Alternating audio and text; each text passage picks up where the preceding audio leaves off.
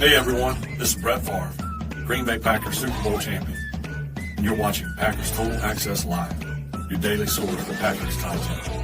Go Packers.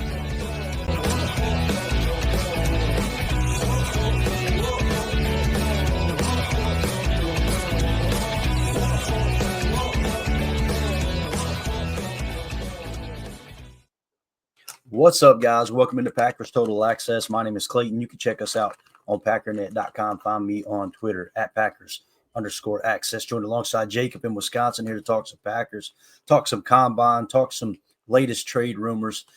First and foremost, I want to apologize for the voice. Hopefully it'll get stronger as the show goes along, but it may just end up being Jacob doing the rest of the show if it gets weaker. But we're mock draft, baby. Mock draft. We got the free gels, vitamin C drop, sponsor the show. That's what helping us hang on here. So, Jacob, how you doing, man? I'm doing all right, man. I had a rough night, like I told you. I woke up this morning and shocker, I was craving a steak, egg, and cheese bagel from Mickey D's, which is disgusting and horrible. If RFK could hear me, he would definitely punch me in the face. But it was delicious. I talked about this a couple episodes ago. I went 42 years without knowing about the Egg McGriddle. And, man, I think it was last summer that I stumbled upon it. I'm like, holy cow, this is the fire right here. Just McGriddles Egg McGriddle, just egg, folded egg on a McGriddle. Gosh, funny, man. Hopefully everybody's doing well. I see them filing into the chat. We got Ron Samble in the house. We got Huge Ass.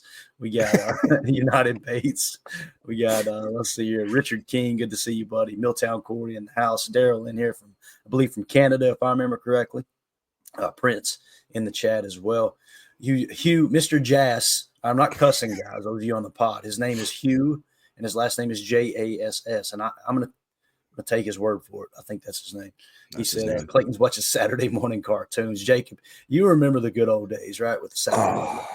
Man, that was when I saw that comment. It really brought back a lot of memories. Where you'd wake up, it'd be 7, 8 o'clock, and you'd just go hang out on the couch, you turn them on, and man, like Tom and Jerry. I mean, that was my favorite. Yeah, and man, I'm telling you, the cartoons we grew up watching, they would get canceled so quick today. Oh, they're real bad. It was hilarious. I mean, that's back when people didn't get their feelings hurt every 2 seconds. But yeah, I think of Bugs Bunny. Obviously, like you said, Tom and Jerry, the Flintstones. Flintstones were the fire back in Elmer the day. Fudd. Remember the Jetsons? I love the Jetsons. Yeah, I wasn't as big on the Jetsons, but I think everybody in my circle, all the knuckleheads I ran with, they loved it too. I just never was very big on it. Scooby-Doo. Scooby-Doo, oh my God, man. You kidding me? There was always some freak at the end that was just tricking everybody, and you hung on for dear life. I think there was one episode of Scooby-Doo where it actually was a ghost. It's like a Halloween special. So anyway, that's what you tune in here for, and that's why this show sucks. That's right. So if you would hit that like button for us. Yeah, Richard King, I miss the old cartoons. Me too, man. So, all right, Jacob, we got a couple things to cover here as we got all kinds of RAS information, obviously, coming out of the combine. We've updated our board with the information we've got so far, and we'll talk about all that. We'll go through Twitter. Let's start off with obviously what we talked about last night with the DK Metcalf trade rumors. You guys know the Seattle Seahawks reporter, and I don't know if he works for Locked On or not, but it kind of felt like him and Peter Bukowski were kind of in this together a little bit. So it kind of makes you step back and go, okay, if they're working for the same company, they're the only two reporting that the Packers expect to get a first-round pick for Jair, when all of our Packers insiders are saying, I don't see that happening. We'll see who it proves to be right. But obviously Matt Schneidman tweeted at the gentleman that had that original information and disagreed with it. Well, here was Matt Schneidman on 97.3, the game last night, and him kind of talking about, what he heard. And keep in mind, whether you believe him completely or not, I think he got information from someone. Matt Schneidman has given me no reason to think that he would ever I've never seen him mislead anybody with information. I feel like he's straight to the point. He's one of my favorite reporters that covers the Packers. So let's go with the Matt LaFleur belt to ass, since Matt Schneidman was refuting a claim here. But anyway, here's Matt Schneidman explain his reporting regarding the DK Metcalf trade situation on 97.3 The Game. And that's a DK Metcalf trade that popped into my timeline this morning after a reporter named Corbin Smith from Seattle reported basically that the Packers had an offer on the table to the Seahawks for a DK Metcalf trade that I believe his wording was constituted a high draft pick and a receiver. And I said, oh, DK Metcalf. I know that was one of the names that had been floated around in terms of veteran wide receivers the Packers could try and acquire, along with Devontae Adams, a T. Higgins, but we hadn't really seen any substantial reports about, okay, the Packers are interested or this or that. And I'm not here to say, oh, he's wrong, or meet me at Starbucks, or yeah. If people don't get that, I would just Google Starbucks NFL reporters. Hilarious story. I'm just here to say this is what my reporting is, and what I was told by the person I trust is that there have been no negotiations or talks between the Packers and Seahawks about a DK Metcalf trade. Now, I'm not going to, like I said, sit here and say Corbin Smith and Peter Bukowski are terrible reporters. I'm not going to sit here and say that. Someone's going to clip me just saying Corbin Smith and Peter Bukowski are terrible reporters and leave out I'm not going to say before that. I won't. Thank you. But what I am going to do is just say what I'm told and the info that I trust, and that there's nothing substantial here. There's nothing here, period. Certainly not any negotiations that have taken place. Does that mean this conversation won't arise at some point this offseason? I can't sit here and say that the Packers are completely uninterested in DK Metcalf, or that they're never going to approach the Seahawks about DK Metcalf. I can just say that that has not happened up until this point. Now, we know John Schneider and Brian Gutekunst are very close. They worked together here in Green Bay for a long time. So there's a very clear line of communication there. If something needs to be discussed, it just hasn't yet. So that's that. It would be a nice addition, depending on what the Packers would give up. But yeah, nothing there right now. All right, so there you go. That was Matt Schneidman kind of giving his side of all of those rumors there. I see people reacting in the comments. We'll hit those. The big thing there, Jacob, is what we talked about. Like this, when you hear that side of the story, and it looked like someone confirmed. Ron Sample said he is a Locked On Seattle Seahawks guy, so he's a part of that Locked On podcast family. Obviously, you guys know Peter Bukowski does the Locked On Packers podcast. I mean, I'm sure you know who he is. I want to say either you love him or you hate him. I know from my personal experience, we had a run-in on Twitter right off the bat, and people were messaging me like, Clayton, you seem like a really nice guy. You don't like to argue on Twitter. What the hell? Yeah, when I see someone talking down to a Packers fan, like they don't have a clue what they're talking about. And they weren't talking down to me. He was talking down to someone else. You know, that was the infamous, I do this for a living. To be fair, he does this for a living, Clay. Okay. Yeah. And it's just when you hear that, it's like, okay, dude, these people are obviously interested in interacting with your content. And the guy wasn't really rude. He was just disagreeing. And that was his way of going, sit down, little man. You don't know what you're talking about. That's when I had to enter the chat. Like, hey, bro, anytime you want to get on the telestrator, talk X's and O's, let's do it. Since you're going to act like you can high horse. So that was a run-in we had essentially. And it seems like many other people have had a run-in with him as well. It's going to happen. Twitter's a place where tough people hang out until it's time to do tough people things. It's what I've noticed. But anyway, if Locked On, it seems to me, Jacob, Locked On has kind of got that, a little bit of that reputation. And maybe it's just because we're Packer fans and Peter Bukowski is a name that it's like there's always some kind of argument, fight. I mean, he was, trying to get John Kuhn canceled for calling him a drama queen. He said that was sexist or something. And then, of course, John Kuhn pulled the receipts because these idiots don't know. You can go straight to Twitter and search their Twitter page to see what they've typed in. And sure enough, he had used those terms before too. So it's like when you try to get people in trouble and canceled, obviously that's going to get a lot of eyes on you as well. But I don't know, man. I love the idea of the Locked On podcast family. Like, hey, man, you can go listen to the Cowboys. You can go listen to the Patriots. You can go listen to anything. They got all this. But boy, oh boy, it just seems like more often than not, this type of stuff emerges and you go, that was a big nothing burger.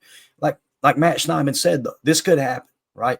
And if it does, old boy from Locked On Seahawks he will get his day in fame, right? Like he'll be proven right. But yeah, the fact that Matt Schneidman said, I can tell you there's been no contract talks.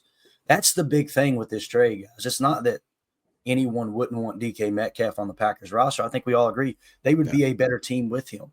Now, if you're talking about they'd be a better team with him minus 25 to 30 million in cap space, that's a hard no for me. And it sounds like Matt Schneidman, who, again, he has a weekly show with Matt LaFleur during the season. It's not like this is some rando reporter. You know what I mean?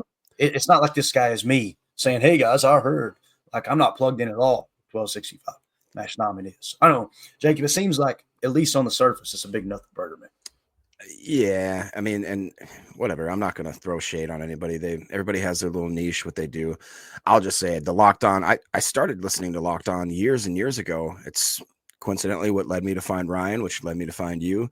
So I'll leave that there. It seems like the Locked On network has become more like a TMZ, and it's less about X's and O's, like what you said. But everybody, you like what you like. You do what you do. I agree with Ron right here. I think Schneidman has never once, if you start looking at independent reporters, whatever you want to call them, I'm sure he's affiliated with certain organizations or whatever. Trust is a massive thing, at least for me. When I get burned once, I don't want to sound like an idiot because I shared information that someone else gave to me as a fact. You just made me look bad. Now, and if you did it unintentionally, I understand people make mistakes. I'll make mistakes. You've made mistakes. You said Twitter's a vicious place, and for people to just kind of, you hurt my feelings, I'm gonna tell your boss. It's like those are the guys that want Max Crosby. You know what I mean? Like, I don't know. It is what it is. Oh man, it's I don't know, dude. It's just, and again, like you said, there's a market for that kind of talk. There really is. I know it's unfortunate. There is, but and hey, do your thing. You know what I mean? That's your niche. Do it, but again, don't pretend like you know everything about football and the Packers and put fans down when anyone who has two brain cells to rub together who studied the game of football for a significant amount of time can look up and go, bro, you're just looking at numbers on a spreadsheet. You're not taking into account anything that's actually happening on the field. And that's cool. There ain't nothing wrong with fanning like that or running a show like that. But when you come after one of our own trying to put them down, that bothers me. It does. And Jacob in the chat, of course, said, Clayton sounds like Bill Clinton. I did not have sexual relations with that woman. Blake B just got home from breakfast at my favorite soul food place. That's the Cracker Barrel. Hey, man, there's Cracker Barrels on every corner down here in the South. And I've never been to a Cracker Barrel. Yeah, it's pretty good. People from up north, they consider it, country. Oh man, that's some country cooking. That ain't country cooking. It's good. Don't get me wrong. What would you compare it to? Like a comparison? It's, if you're talking about like a quality, I'd say it's a 7 or an 8 with quality of food. But when you walk in, it's just old school. It looks like an old country barn or something. They got old pictures on the wall and like farming tools and stuff on the wall. Got a little gift shop up front. The food is good for what it is. It's frozen food that's not made from scratch. But country cooking ain't frozen food. Country cooking's made from scratch. Blake clarifies it is not soul food. Right. And here's the thing: some people consider it that because they haven't had like deep South country cooking, right? And I'm telling you, the people that don't have a lot of deep South country cooking typically live longer than us who are eating the deep South country cooking, because it's fry everything, is anything you can fry. Throw a banana in there, fry that thing, anything you can fry. Dude, when I lived in Nashville, me and the roommates, we took a road trip down to Florida, and we did kind of a zigzaggy place because we wanted to just hit these random spots. The best places I've ever eaten in my life. I can't give you the names because we were, young party guys, but it was a place, like there was multiple places where you walked in and it looked horrible on the outside, and that's how you knew the food was good inside. And we walked in there, dude. I had some of the best barbecue, some of the best soul food, some of the best. I'd never had like shrimp and grits before, and it was, oh my god, it was so good. Yeah. Blake B in the chat. Smoke screen. Bukowski must have the real intel. I can't tell if that's sarcasm or not. Sarcasm. Okay, there you go. And again, man, they may be proven right. I want to say what Bukowski said was the Packers are seeking a first round pick for Jair Alexander, something like that. Or they were expecting to get a first-round pick. You guys go check his Twitter and see. I try to steer clear just because, obviously, I'm not on Twitter to argue with people. But people are going, what the hell are you doing there, Clay? It's a good question. I don't know. I'm just kind of hanging out, I guess. But, yeah, I'm going to go with Matt Schneiden on this one, but you never know, man. You never know. It could shake loose and end up being some truth to it for sure. Let's go to the Patreon group real quick, and then we're going to go back to Twitter. And there's all kinds of information that's dropped, and we'll go rapid fire here. Josh Martin in our questions for the show over on Patreon. If you want to join our Patreon group, patreon.com/Packer Fan Total Access, or we typically have a QR code that our boy Tim is on the ball. There it is. Scan the QR code in the upper right. That'll send you to that page. If you're a member of one of the 3 tiers, you get access to these questions for the show. It works just like a super chat on YouTube, that type of thing. We'll read your questions on the air.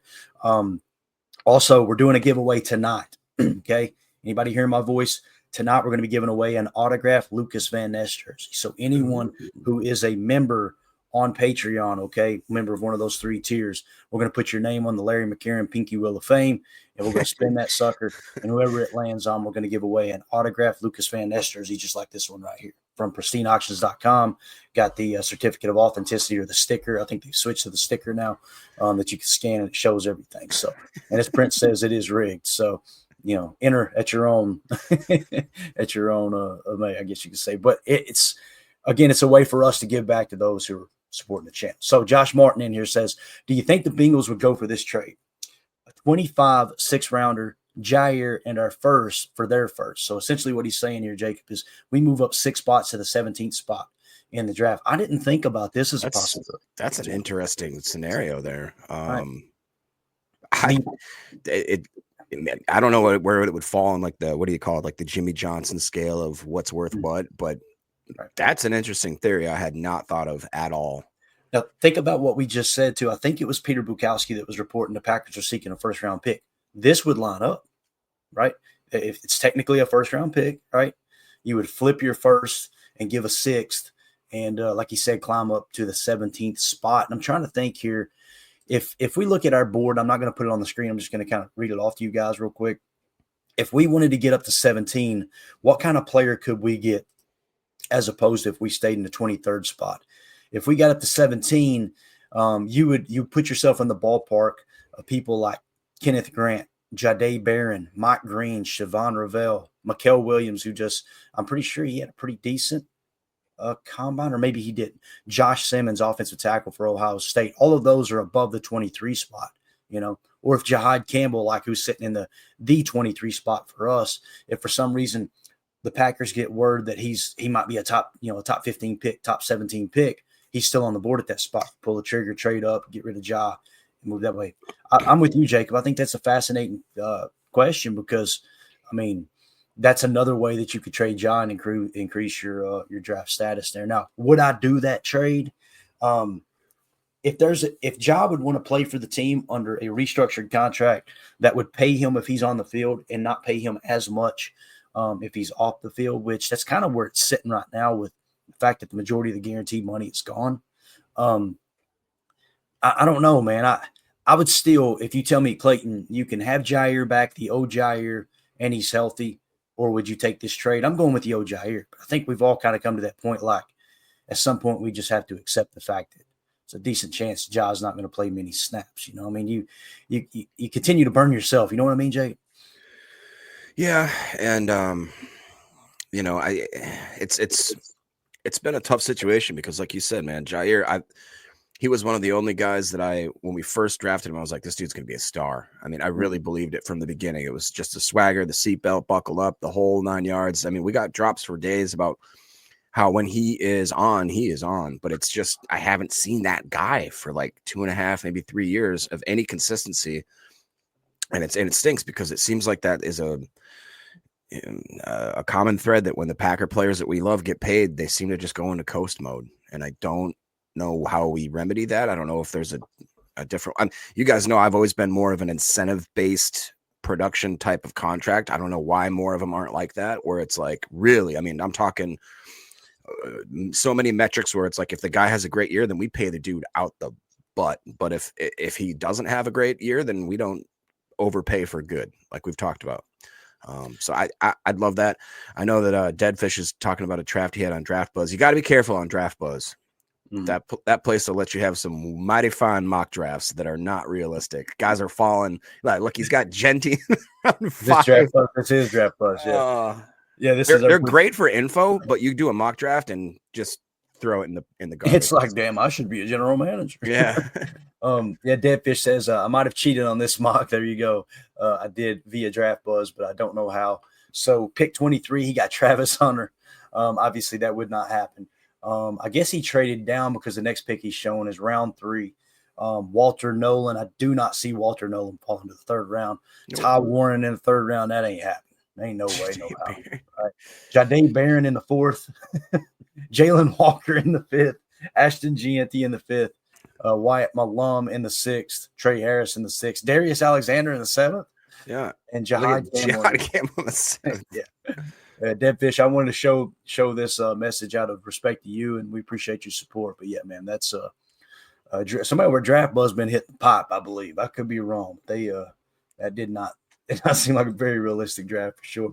Josh Martin in the questions for the show over on Patreon said, so according to Dove Kleiman, he posted on Twitter, the Seahawks have a trade offer for Metcalf from the Packers' 23rd pick in either Wicks or Dobbs. Which wide receiver do you prefer the Seahawks take if they agree? Me personally, I'd say Wicks only if Dobbs completely recover from the concussions. It's a great question, Josh. Jacob, let me get your take before I give mine. And that way I don't want to steal your thunder. And tell me what you think, and then I'll answer the same question. So, again, the question is, which wide receiver do you prefer the Seahawks take? So, let's say you agree to that deal. Now you got to decide they'll take either Wicks or Dobbs. Which one would you give up? If I had to, and this is not a decision I would obviously be in the position to make. If I had to, I would let Dobbs go. Okay. Yeah, for me, it's are you thinking now or are you thinking the future? If you're thinking the future, Dontavion Wicks, or as the gentleman said last night, Dontarion Wicks. He is under contract for 2 more years, right? Dobbs, this is his last year. So if you're not going to re-sign Dobbs to a contract extension, it would make sense to get rid of him this year. If you got Dobbs in the future, I don't know how you're going to pay him, eventually Jaden Reed, and a DK Metcalf, assuming that this trade did happen, right? So for me, I think it's tough because we say we're win now. Well, if we're win now, Dobbs is hands down a better receiver than Dontavion Wicks, at least at this point. You know what I mean? So to trade away I talked about this yesterday. If you gave Romeo Dobbs the same amount of targets that DK Metcalf got in Seattle last year, their numbers are exactly the same. I mean, Dobbs is like 50 yards less, but they are really, really close, right? So it's, why would we get rid of one, pick up another? It kind of puts you right back where we're at. So if we're win now, I would say trade Dontavion Wicks and group up, with Christian Watson not coming back to at least the halfway point of the season, maybe longer. At least that window should open around week 9. Then you would have Jaden Reed, DK Metcalf, Romeo Dobbs as your top receivers, right? That to me looks better for win now than Jaden Reed, DK Metcalf, and Dontavion Wicks. Now, Dontavion Wicks may return to 2023 form and end up kind of taking that next step and being better than Dobbs, that's for sure. If you're just saying long-term, I would rather trade Dobbs as well, Jake. But again, I wouldn't agree to this trade, though. That's just me. I would not do it. I would not give up the 23rd overall pick for a guy who, because the chances are his targets are going to go down when he comes to Green Bay. I'm telling you, those same fans that are screaming, get DK. If he continues at that rate that he was last year, then he's going to have less yardage, less touchdowns than he did in Seattle because he's going to get less of a target share. Now, if you're saying build an offense around, let's just force the ball to DK, well, now Jaden Reed's numbers are going to go down. And we've seen what happened last year. People forget, not 24, but 23, Jordan's first year starting. We struggled in the first quarter of the season because he was forcing the ball to Christian Watson. I'm telling you, it's not a way to run an offense. It's just my opinion. So, my answer would be short term, keep Dobbs as a better receiver right now, but obviously long-term effects, at least you got Dontavion Wicks on the roster for another year if you stay there. So, again, thanks to everybody with the questions over in Patreon. Y'all, I think it's absolutely awesome, man. It's March 1st, and we got people asking questions over on Patreon and everything and keeping that going. it's just so cool the group that we've got here. Here is a in the prospects section. Fun fact: Noah Polley was the North Dakota State University wide receiver coach for Christian Watson before coaching wide receiver at Iowa State. Do they have any interesting receivers? Interesting. Now, Iowa State, that's our boy Jaden Higgins, right? Yes, him and Jalen Noel. And Jalen Noel. So that's a great job, Greg, because some people might see that and roll their eyes, but you, as a coach, as a scouting staff, you build relationships with these coaches, right? As a scouting staff in the NFL, you build relationships with these college coaches. And if they leave and go to another place, you still got that contact information. That's right. He went to Iowa State. We picked his brain for Christian Watson before. Let's give him a call. There might be a little pipeline created there with the coach, not so much. We always focus on there's pipelines created with the schools, but it's also the working relationships that you create with the coaches. So anything you want to add to that? That's an interesting fact there, Greg. Thank you for bringing that up. No, I mean, I don't think that that's a nothing burger whatsoever. Like you said, I mean, human beings are human beings. They're going to gravitate towards what they know, who they're familiar with. It's like any industry. It's not exactly what you know, it's who you know. Especially when you have a proven track record of a guy like with Watson, what he's done for the team, obviously. I think it'd be pretty cool. And I like, honestly, both of those receivers. They're a little different, obviously, structurally, but both of them, they both were 1,000-yard receivers, if I'm not mistaken, this year. Put up some pretty good numbers. So I'd be pumped to have either one of those guys. Yeah, definitely. Dave Colvin, also in the same group here, posted a link to an article. You guys can search it and go check it out. NFL.com. This was 3 days ago. Mike Green denies the sexual assault allegations. So there's a little bit more information on that Mike Green question that everybody was asking about where, obviously he was accused of sexual assault. The research we've done, it seemed like a big nothing burger to me. But, again, it's something you want to take serious if there's any merit to it. But also you got to give people the benefit of the doubt. If there's the way I always look at it, man, if somebody did something wrong, there'll be legal action. And in 2025, there's going to be legal action, right? You're at least going to get a settlement or something, So that, to me, I would say do your own research. I don't want to spend a whole lot of time on that because I don't have all the facts, and we try to focus on football and not too much off the season stuff. So, all right, Jacob, you ready to move on to X? We'll walk across X here and see what's going on in Packer land. As we got our buddy Easton Butler, man, doing a phenomenal job running down these prospects. Another cornerback on the Packers' radar is Louisville cornerback Quincy Riley. So the Packers met with Quincy Riley. You got anything you'd like to that you might know about Quincy Riley or any comments on that? I'm going to look him up on our board here and see what we got. He's been in kind of an intriguing prospect. I don't know where you have him on the board, but I've been seeing him maybe around like the 4th or 5th round is kind of where I think people are putting him. We got him at 209. Yeah. Okay. I like the kind of raw talent that I think he could have. Obviously we've had some decent players from Louisville before, so I wouldn't be mad with it. There are a few other prospects that I'd like to see us take a stab at before I would settle on getting Riley, but I definitely wouldn't be upset if we got him at the right time, right round, that sort of thing. Mm-hmm. Yeah, so we've got him at 209, and the reason he's so low, his best year was in 23, where he was the 29th graded corner in all of college football, but last year he dropped to 634. The 33rd team had him in the 120 mark. Dane Brugler had him at 77, so there's a big difference there between our board and Dane Brugler. That's why we always try to include that stuff in as well. So, if you were to take where we got him and where Dane Brugler's got him, then you put him right around where the 33rd team at. You know what I mean? So, go ahead. Sorry, I was just going to say he fits the bill. I'm just looking at his PFF grades. He didn't grade great this year, but you look at last year at over 800 snaps, the guy was an 85.9. 29th out of 859 cornerbacks. That's pretty good. Yeah, that kind of fits that whole Jaden Reed mold, right? That we've seen last year for sure. All right, up next, this one got me kind of excited, and you guys could only imagine. I've talked a lot about James Pierce, and it is funny to watch how everything kind of evolves through the draft process because early in the process, when I was talking about James Pierce being at the top of our board, people were like, oh, he might be a second round pick. Like they wasn't as high on him as most people were on our board.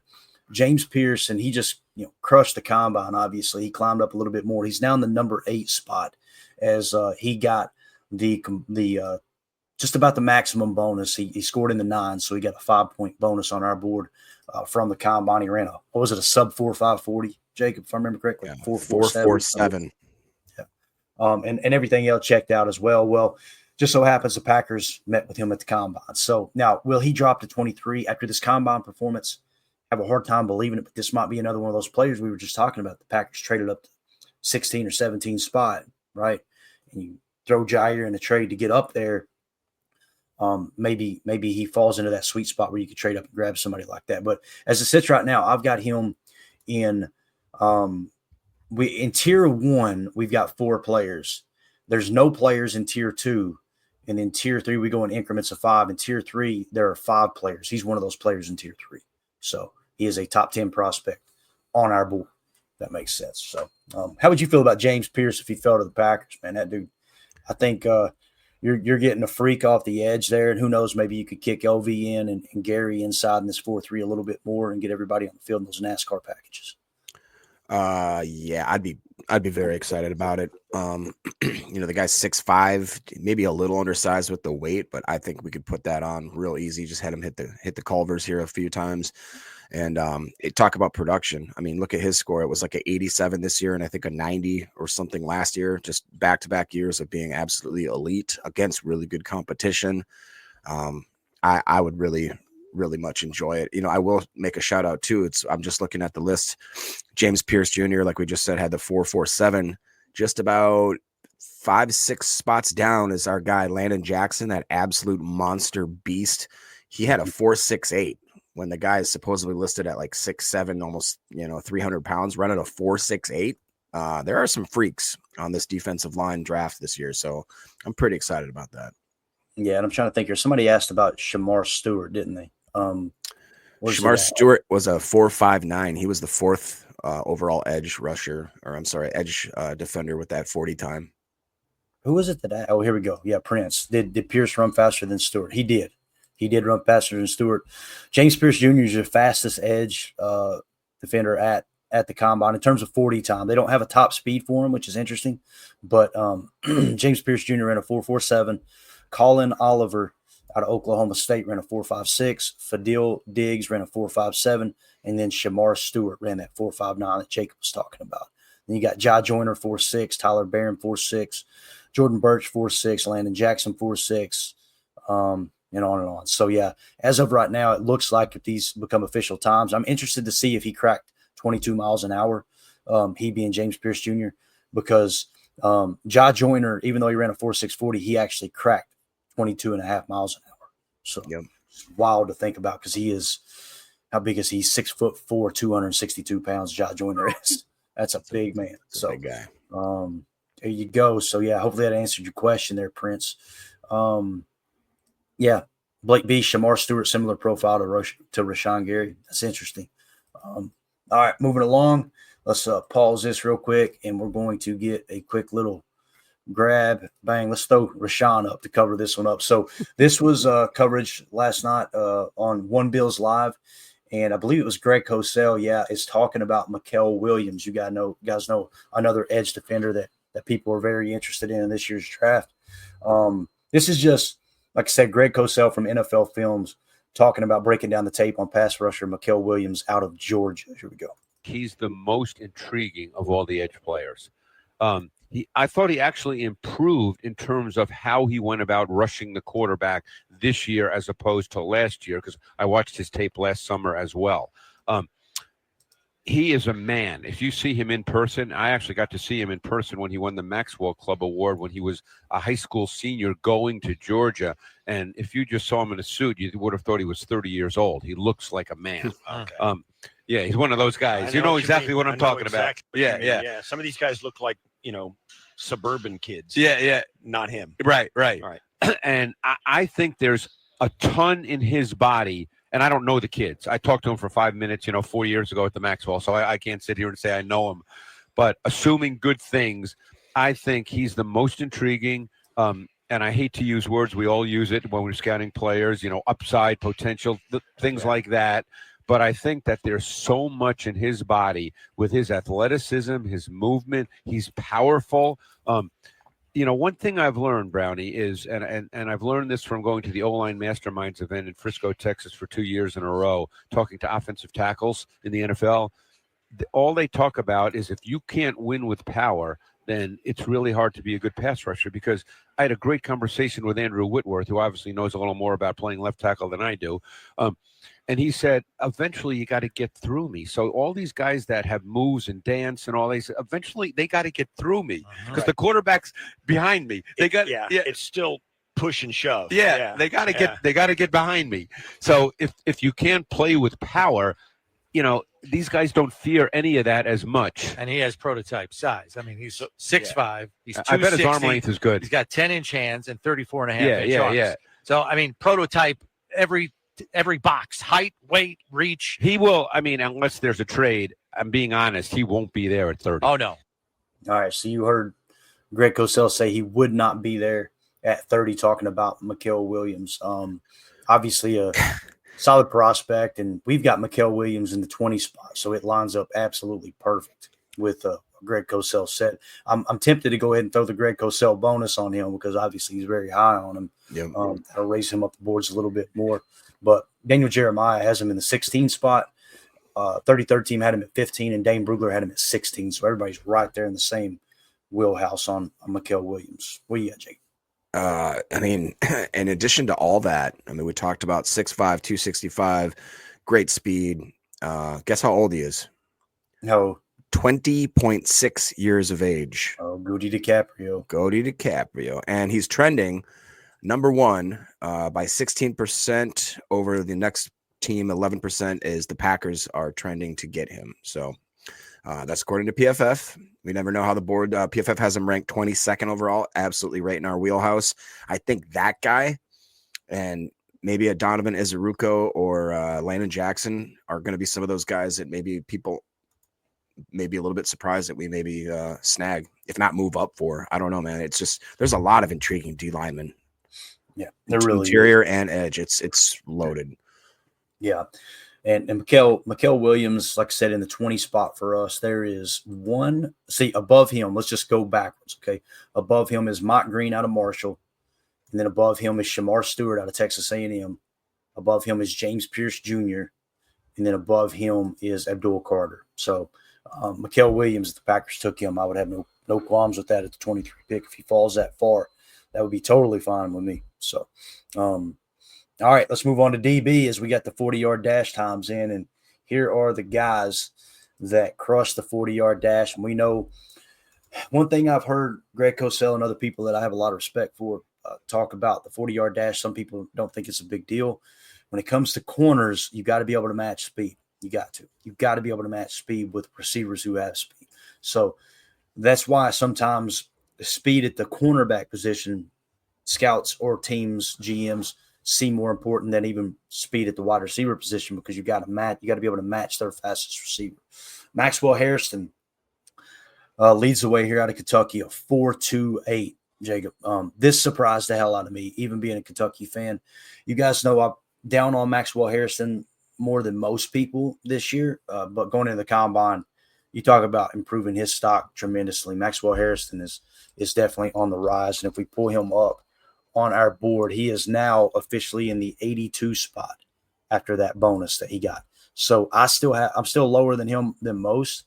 DJ has him at 44. 33rd team has him at 57. Dane Brugler had him at 54, and he did get the maximum bonus from the combine as it sits right now. Now, you're probably wondering, Clayton, what brung him down so far? It's his 2024 PFF grade.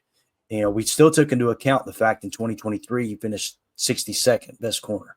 When 2024, he finished 484th before the injury. So that's why we say our board is a lot safer than other boards, meaning people like that who haven't done it consistently are going to get dinged a little harder than what most people's draft boards get dinged. And keep in mind, it's the reason Edgerrin Cooper was a little bit lower on our board last year. If I remember correctly, it was kind of vice versa.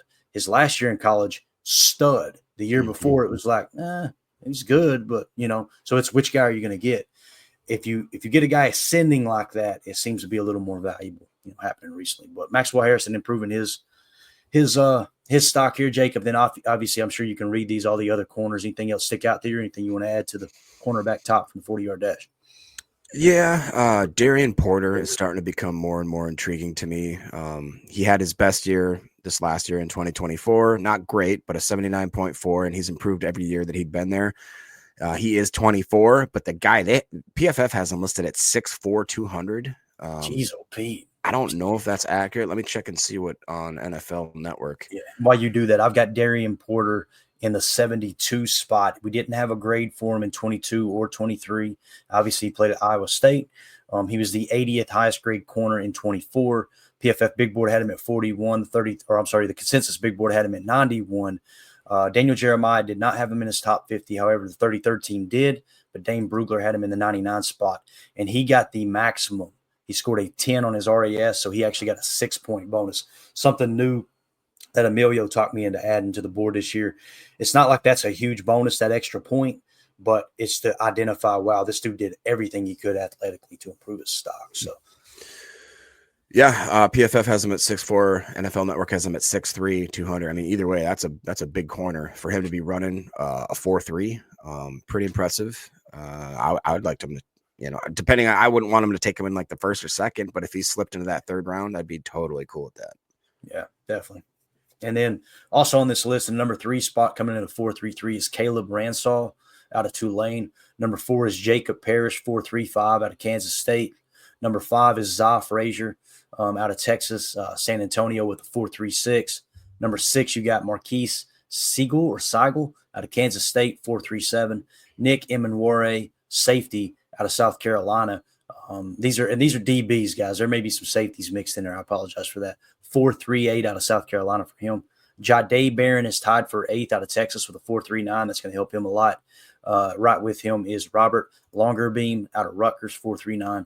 And then in the number 10 spot, you got Justin Wally with a 4.40 out of Minnesota. So if we were to just sort corners on our board here, exit that out.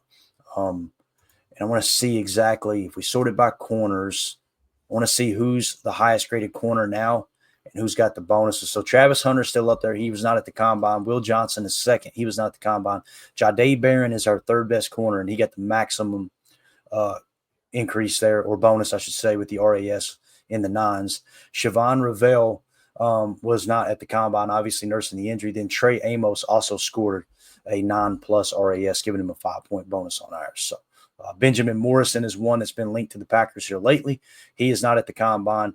But if you look at the cornerback position, Jacob, you say, okay, according to our board, the top corners that are linked to the Packers, there's 3 that pop off. Jahdae Barron out of Texas, the Packers have met with. Trey Amos out of Ole Miss, the Packers have met with. And Morrison out of Notre Dame, the Packers have met with. So, and Jacob Parrish, who's on this list, we're a little bit lower on him. We got a grade of 103.1, albeit Dane Brugler's got him in the 86th spot. He is also linked to the Packers as well. So, anything else you want to add to the cornerback talk here, Big Dog? I really love Trey Amos. The more and more I see him, he just seems like such a great fit. Graded out so well all through college. Great size. Went up against good competition. That's a guy that I don't really care where we draft him. If we drafted him, I'd be happy. He seems to be ascending, don't he? Because like in 22, 309th best corner, 23, 160th, and then 24, 21st. So he went 309 to 160 to 21. And he's one of these guys that immediately following the college season, he was 28th on the PFF Big Board. 33rd team has him at 30. Dane Brugler's much lower on him at 93. He's obviously outside of the top 50 with Daniel Jeremiah. But, yeah, I'm with you, man. He's one of those intriguing prospects for me too. Now, 23, little rich, right? But if Goody likes him, he's not going to see it as a reach. His board he may have him in the top tier of talent in this draft. Could be the case. Yep. Definitely meets some of the measurements that we talk about for sure. So let's move it along. Next, we've got tight ends. Top tight end, 40-yard dashes. Now, I know some people think we don't need a tight end. You got Kraft, you got Musgrave.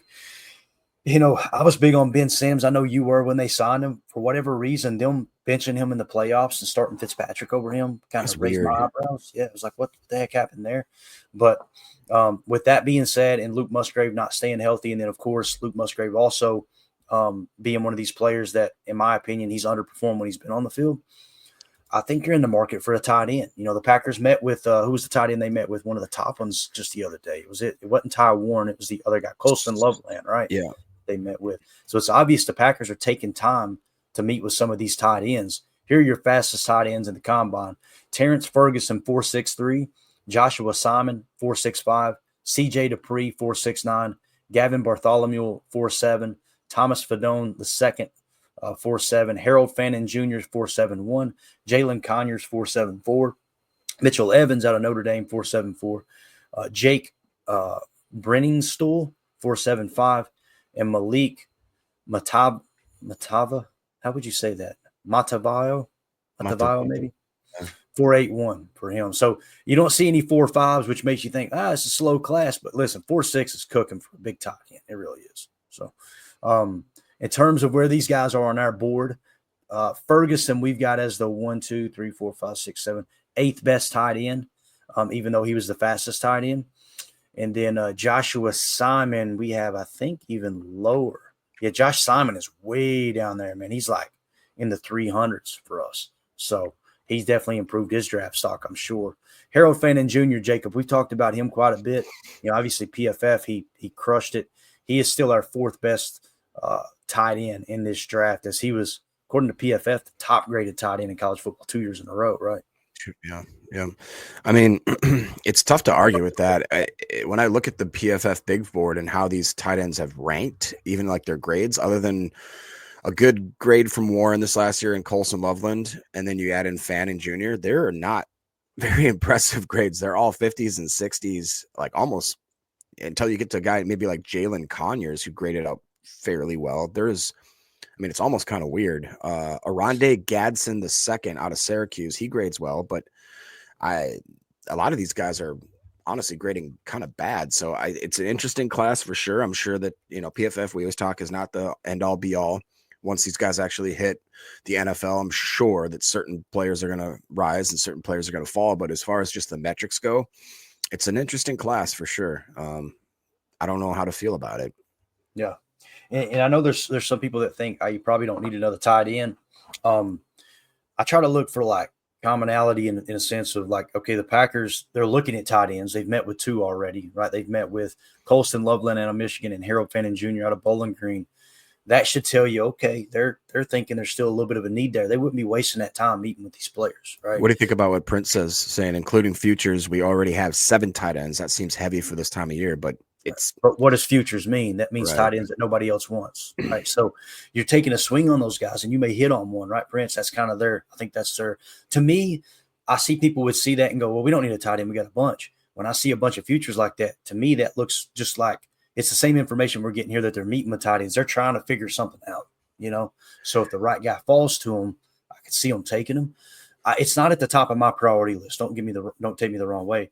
But let me ask you guys this. God forbid something happened to Tucker Kraft and he goes down in week 3. How you feeling about your tight end room? That would suck, because we have Tucker Kraft. The emergence of Tucker Kraft is the reason we were 4th in yards per pass attempt last year. You know how many times he took a 5-yard pass and, took it 40, 50. In one game, he had a 60-yard. It was a shallow cross or a mid cross. Took it 66 yards for a touchdown, I think it was. So if you remove Tucker Kraft because he's banged up from that lineup, now all of a sudden we're scrambling, right? And that's why it's important to look at the picture as a whole. In my opinion, I could be wrong, but I look at it like, how do you make your football team better? Take the best player available that lines up with your needs, and kind of go that regard. So I don't know, man. That worries me a little bit, that if Tucker Kraft goes down, we're not going, this dude can step right into that role, because we remember the days when we had no tight end. It sucked. Yeah, it's been a while. Daryl said that, Fannin can't block. If we have Tuck Norris, I don't necessarily think that we're looking at him to come in and be a block. I mean, obviously, Matt LaFleur is going to want his tight ends to at least give an effort, but if Fanning Jr. is as good as he is at catching the ball, which obviously he's graded out phenomenally, I could see Matt LaFleur maybe making him more of that Musgrave role, where we didn't ask Musgrave to do a lot in the trenches. Just be willing, and maybe we split you out more of a slot tight end. You know what I mean? And that's another dangerous puzzle piece. If we had that, I mean, it'd be fun. It'd be fun for sure. And that's another option that you need to mention when you're telling this whole story of how the 2025 Packers roster is going to shape up. Christian Watson is going to be out for a good chunk of the year. You get someone like Harold Fannin Jr., you come out in 12 personnel, trigger their base defense, flex him out wide.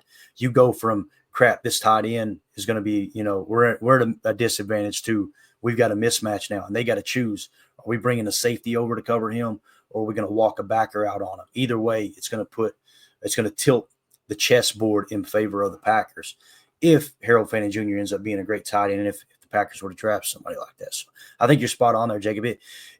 Yes, you would want a well-rounded tight. Everybody wants a Rob Gronkowski, a guy who can play boundary X and also put a defensive end on his ass. Everybody wants that. They're just few and far between. And now you got to think in terms of deployment. So, so keep an eye on the tight end position for sure. You know what? I'm going to save these for the tonight show. We've got a bunch of measurables coming in. We're at the 50-minute mark anyway. We're going to talk about where each of these positions rank and according to NFL.com and NFL Next Gen Stats and their actual draft score ratings and all that stuff. They've got their own scoring system. They've got a production grade, which look at it this way, guys. Typically, NFL teams, they have a college production grade and they have a draft or they have a athleticism score, right? And then you take those together, and that's your draft score. Is how they look at it. On our board, RAS is our athletic score, and PFF is our college grade, our production grade, if that makes sense. So that's how we utilize those two aspects. So you're going to get a totally different look on NFL.com, which I'm sure they've got a system they use to come up with these scores. It could be people like Daniel Jeremiah scoring the tape too. That could be the case. We'll dive into 3 key positions for the Packers tonight, and that's defensive tackle, edge, and linebacker, which those are already pretty much finalized. Tomorrow, we should have the information to move on to the next group, which, if I remember correctly, looking at our combine schedule, will be DBs and tight ends will be finalized tomorrow. We'll do the same thing there.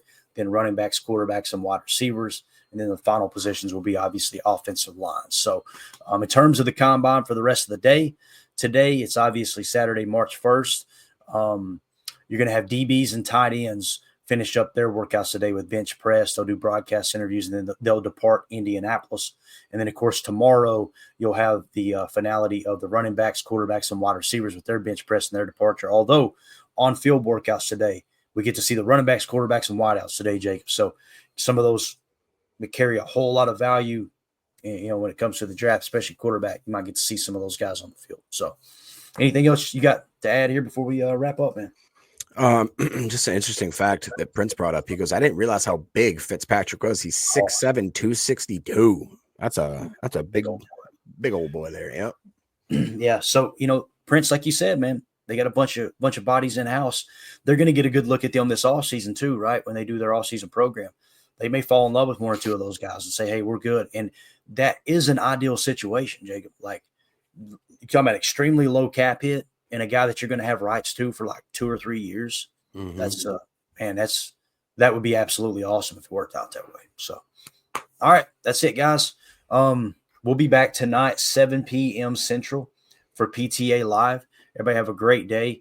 We'll bring you some more combine news, any other trade rumors that may or may not shake loose, and we'll see if Matt Schnaben and our buddy from the Seattle Seahawks, Locked On Seahawks podcast, if they meet up at Starbucks or not. We'll see who had the real information. So everybody have a great day. Thank you, Fred. Appreciate you hanging out, man. Y'all hit that like button for us. Thanks to the Patreon group, and we will see y'all tonight. Have a good one. There we go. Bye, guys.